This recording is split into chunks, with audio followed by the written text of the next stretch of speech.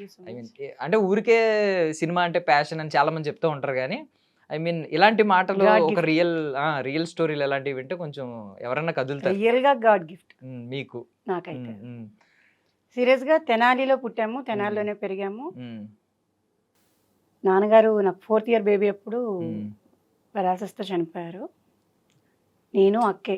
ఉమ్, ఉమ్, cool life. ఇద్దరం నేను, అక్క, అమ్మ.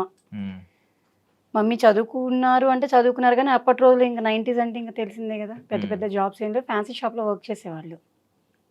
8th కంప్లీట్ అయిపోయింది. 9th చదువుతున్నాము. ఉమ్, కొంచెం కష్టమవుతుంది.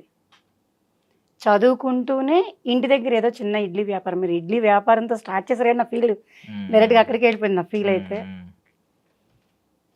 ఇడ్లీ వ్యాపారము ఇంటి దగ్గర స్టార్ట్ చేస్తే అది కూడా ఒక ఆంటీ వచ్చి శివ పిల్లలు ఉమ్, నీ నీ చిన్న కూతురు అయితే మగాళ్ళనే ఉంటుంది కదవే, ఉమ్, అది ఎవరినైనా ఇదేది ఏం కాదు నీకెందుకు, దాన్ని పంపించు, దాని చేత చేయించు, ఇబ్బంది లేదు, ఇల్లు ఎట్లాగొట్లా గడవాలి కదా అని ఒక ఆంటీ నోటి దయ వల్ల ఉమ్, మమ్మీ ఫస్ట్ ఇంట్లో వ్యాపారం బిగిన్ చేశారు. ఇడ్లీ వేసి ఉమ్, 4 ఇళ్ళకి వెళ్ళి ఆంటీ మమ్మీ ఇడ్లీ అమ్ముతుంది ఉమ్, తీసుకుంటారా అని అడగడం స్టార్ట్ చేశాను. ఉమ్, ద నెక్స్ట్ స్టెప్ రోడ్డు మీద పెట్టింది, అంటే ఇంటి ముందే గుమ్మం ముందు పెట్టింది. ఉమ్,